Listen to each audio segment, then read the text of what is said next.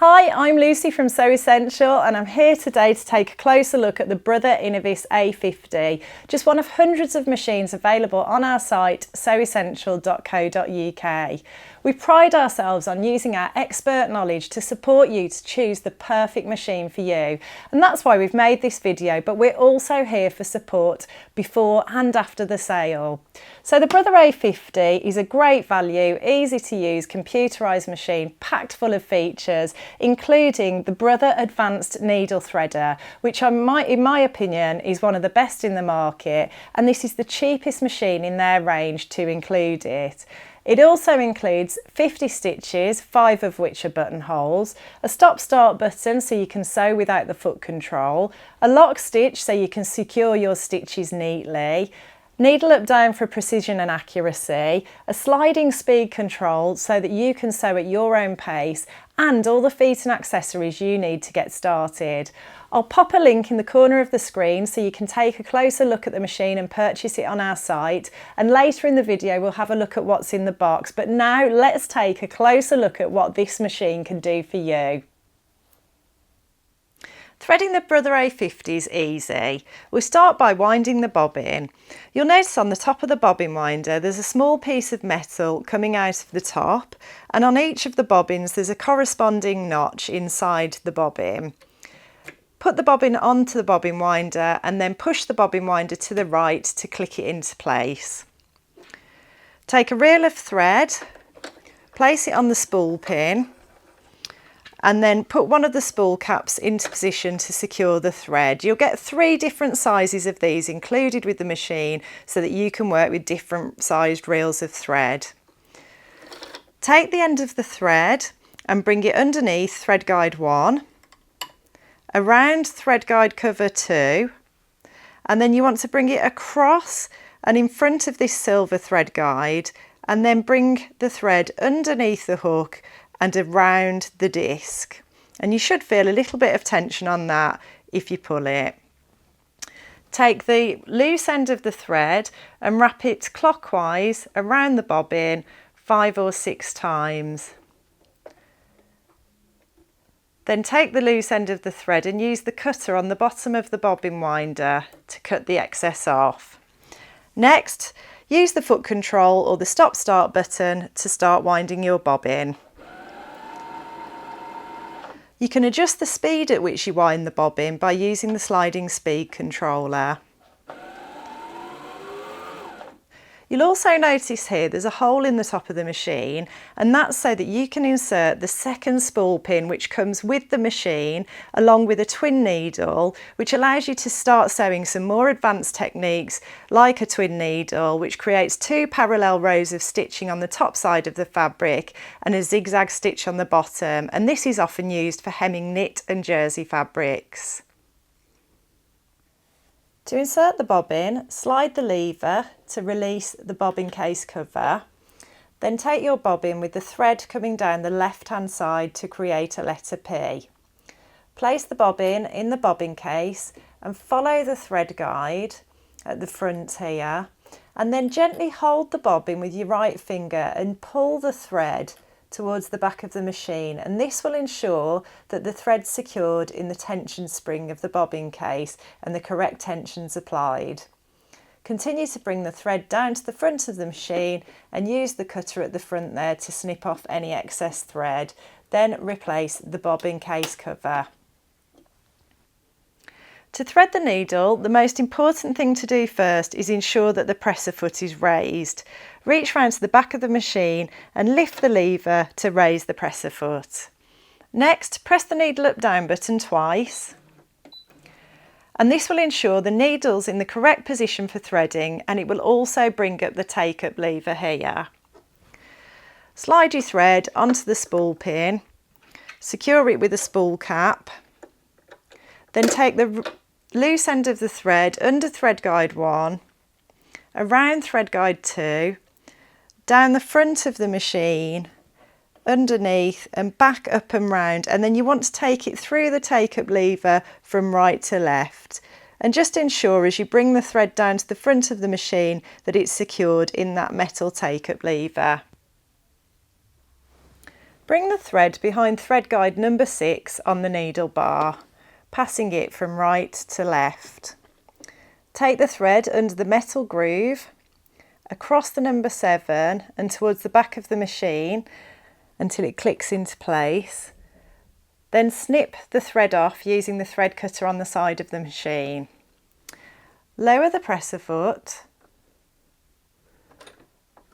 and use the lever on the side of the machine to bring the needle threader down into position, and keep going until it swings round and passes the thread through the eye of the needle. Gently release the lever and pull the rest of the thread through the eye of the needle. Then lift the foot and pass the thread under the foot and towards the back of the machine. And it's worth mentioning here that this needle threader, in my opinion, is one of the best on the market. It's really robust, it's really accurate, and it's very, very easy to use. So if you're somebody who's got poor eyesight, or you're particularly interested in a good needle threader, I highly recommend this one. Now, it's not necessary to pull the bobbin thread up on this machine, you can just start sewing, but if you want to pull the bobbin thread up for any reason, when you insert the bobbin, rather than cutting the excess thread, leave a long tail of thread, make sure you've got a long tail of needle thread, and then press the needle up down button twice and gently pull the needle thread to bring the bobbin thread up. And then you might want to just use a pair of scissors or a stylus perhaps, just to bring that bobbin thread up and pull it through. Then you can pass both threads under the foot and to the back of the machine. To start sewing, place your fabric under the foot and lower the presser foot, and the machine will automatically be set for a straight stitch by default. Before you start stitching, you'll need to secure your stitches, and you can do this using the reverse button. When you hold that button down, for a certain number of stitches, it will sew a reverse stitch, which means it sews a few stitches backwards and then continues sewing in the normal way. For other stitches, it will sew what we call a reinforcement stitch. It will sew 3 to 5 stitches on the spot and then continue with your selected stitch pattern. So if I just use a straight stitch to start, if I hold the reverse button down for a straight stitch, it will sew a reverse stitch. So you can see there I've sewn backwards, and now if I let go of the button and continue sewing, it will sew in the normal way. However, if I select a decorative stitch like stitch number 35 is one of my favourites on this machine, and I hold down the reverse button this time, it will sew a reinforcement stitch because it knows that that is the best stitch for that particular stitch pattern that I've chosen. So you can see there it's sewn those stitches on the spot, and then if I carry on sewing, it will stitch out the design.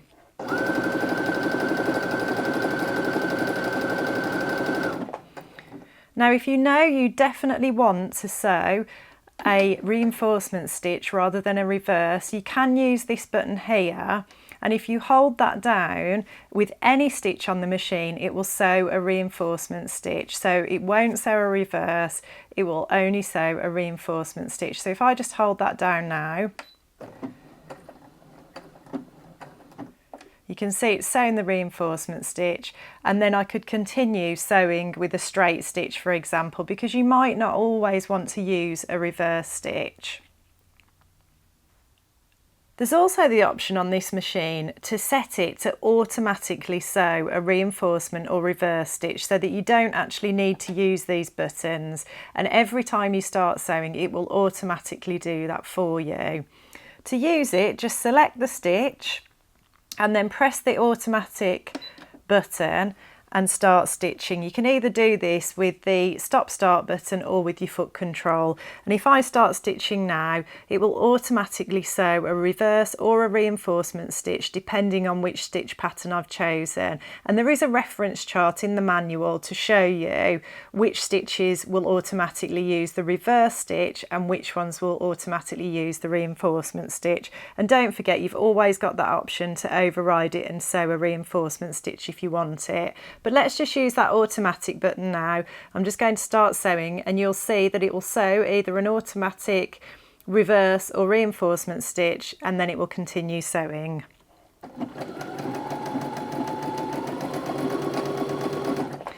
So with the zigzag that I chose, it automatically sewed a reverse stitch for me and then continued sewing. And then at the end of my stitching, I can select to either do a reinforcement stitch or I can do a reverse stitch. It's also worth noting that that automatic feature, when your machine's turned off, that will be reset. So if you want to use that the next time you start sewing, you just have to press that automatic button again once you've selected your stitch and then start sewing. And speaking of precision and accuracy, there are times when you really need to slow your sewing down. You might be worried that you haven't got the best control of the foot control and you might accidentally put too much pressure on and speed that sewing up. But if that's the case, you can use this sliding control, move it right down to the slowest speed, and then if I start sewing, even if I apply maximum pressure to the foot control, it will only sew at the slowest speed. So I'm going to apply maximum pressure now.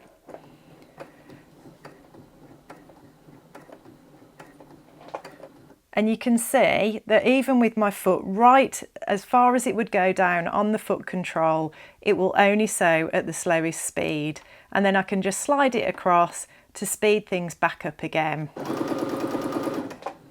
And you can also use this function when you're using the stop-start button instead of the foot control. And you can also use it to manage the speed at which you wind your bobbins. To use the stop-start button for sewing, if you want to give your foot a rest and you don't want to use your foot control for any reason, simply unplug the foot control from the machine, then press the button once to start sewing and press it again to stop sewing.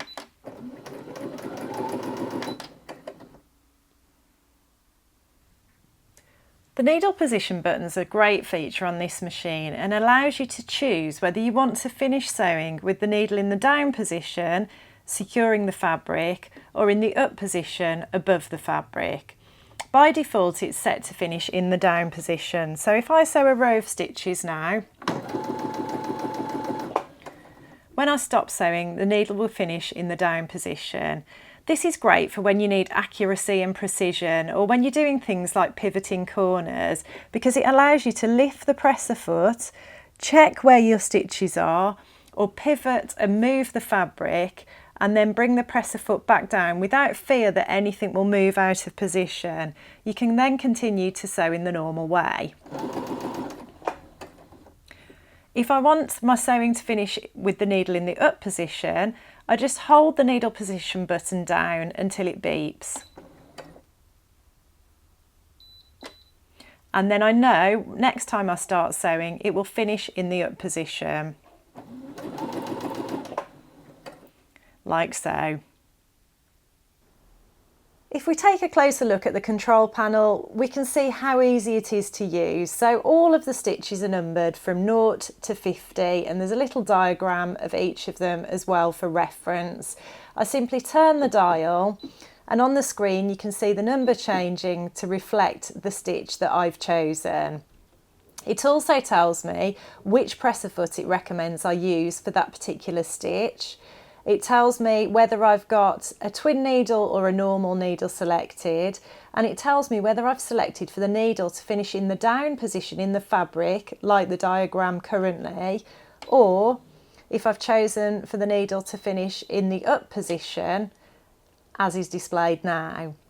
It also shows me the recommended stitch length at the top and the recommended stitch width at the bottom for this particular stitch that I've selected. But I can use these plus and minus buttons here to override that on certain stitches. I might want to make the stitches longer, I might want to reduce the width of them. And you might want to do that for lots of different sewing tasks. You might want to sew a tacking stitch that's easy to rip out, for example, or you might want to cover the end of a zip if you're shortening it, and you might want to increase the width of your zigzag stitches. But just don't forget that we've got over 50 tutorials on our YouTube channel that can give you loads of tips and helps around those sewing techniques. But also, as sewers ourselves, we're here to support you after the sale. So anything like that, anywhere where you need a bit of guidance or advice, you can get in touch with us. There's also a button here that shows whether we have selected the automatic reinforcement or reverse stitch, and I can deselect that. And then this is the button to select to go into twin needle sewing mode. Changing the presser foot's incredibly easy. There's a black button on the back of the needle bar. Just press that towards the needle bar and the foot will be released. And then to replace it with an alternative foot, you'll notice there are bars on top of the feet, and you just need to line those up with the groove on the bottom of the needle bar and then lower the needle bar into position. And you'll feel it click into place, and then you can just lift the foot just to double check that everything's secured properly. It's also worth mentioning here that you've got extra presser foot lift on this machine as well. So if you push that lever up, it will give you extra room away from the needle plate. So if you're working with thick or bulky projects, it makes that a bit easier for you. And then I also just want to mention that there are 15 needle positions included with this machine. So I can use the stitch width button, and I can move the needle literally to the left or the right to position the stitches in a different place. So I'm just going to hit that button now and you'll see the needle moving. You can see there the needle's moving to the right, and I can move it back to the left. Now you might think, well, when would I want to use that? And there are so many times when you want to be able to use this sort of feature on a sewing machine, particularly when you want precision and accuracy. So one such example might be when you're sewing a zip. You might want to be able to get your stitches just in the right proximity to the zip teeth. So you might want to be able to just move that needle left or right so that you're happy with where those stitches are falling. And that might be the case with piping as well. You might want to sew some piping into some bias binding, and you might want the stitches to be not too close to the piping for that initial stage. Then when you insert the piping into the seam, you might want to sew more closely to the piping so that none of the initial stitches are visible. Another example is just when you're sewing top stitching and you want your stitches to be exactly where you want them to be on your project, and that's when the needle positions come in really handy, and just anywhere where you want precision and accuracy and control with your sewing. On the front of the machine there's an accessory tray where you can store feet and bobbins, and then this also removes from the machine and enables you to work with what's called a free arm. So this means that when you're sewing things in the round, like a neckline, a waistline, a cuff, you're able to slide the fabric over the end of the sewing machine and work sewing in the round in a much easier way. You haven't got that fear of catching the underneath fabric as you sew, because that will be underneath the arm and the bit that you want to sew will be on top of the arm. On the back of the machine you'll notice a button which you can slide across to the left or right, and this enables you to drop the feed dogs so that they go beneath the needle plate. So if I move the button across to the left, if you watch the feed dogs, you'll see they've now dropped beneath the needle plate, and that allows me to move the fabric in any direction as I sew, effectively using the thread to draw on the fabric and create pictures and patterns. And then to re-engage the feed dogs, I just move the button across to the right again, turn the hand wheel towards me, and it will bring the feed dogs up so I can continue sewing in the normal way. So if you're impressed with all the great features on this machine, click the link on the screen to view the machine on our website or purchase it. In the box you'll find everything you would expect, a detailed instruction manual which includes quite a few sewing tips and techniques with the Brother ones, a foot control, some spare bobbins, needles, a screwdriver, an unpicker, a brush for cleaning the machine and a few other bits, but you'll also find 7 feet to get you started with all the basic sewing techniques and start stretching those sewing skills a little bit further. So you'll find a standard or zigzag foot, an automatic one-step buttonhole foot which automatically sews the right size buttonhole for your button, a button sewing foot which means you don't have to hand sew buttons onto your projects, which is one of my personal favourites, an overcasting foot for neatening seams, a blind hem foot, a zipper foot, and you also get a monogramming foot which has got a wide space and is really useful for when you're doing decorative stitches on this machine. Then, if you want to take your sewing skills even further, there's a really wide range of feet and accessories you can buy separately for the Brother A50. So you might want to buy a pin tuck foot, or you might want to buy a gathering foot, you might want to have a go at some fancy techniques, and they're all available on our website. Just click the link to view them and don't hesitate to give us a shout if you need any help, because that's what we're here for. So I've given you a good overview of the Brother Innovis A50, but if you've got any unanswered questions, you want a little bit more information, or you just want to have a chat with somebody, don't hesitate to get in touch. We love using our expert sewing knowledge to help you and help our customers, because we love sewing as much as you do. All of our machines come with a full manufacturer's warranty, so that's 3 years with the Brother Innovis A50. So in the unlikely event that you have a problem, just get in touch. Very often we're able to resolve any issues over the phone, but if that's not the case, we'll collect the machine and do everything for you. We offer the best prices, but if you do see this machine anywhere else cheaper, get in touch and we'll be very happy to help. You'll receive your machine by courier the next working day with a 1-hour time slot, so you know exactly when you can expect it. So I hope this video has helped you on your journey and you're feeling excited about your new sewing machine. Thanks for watching.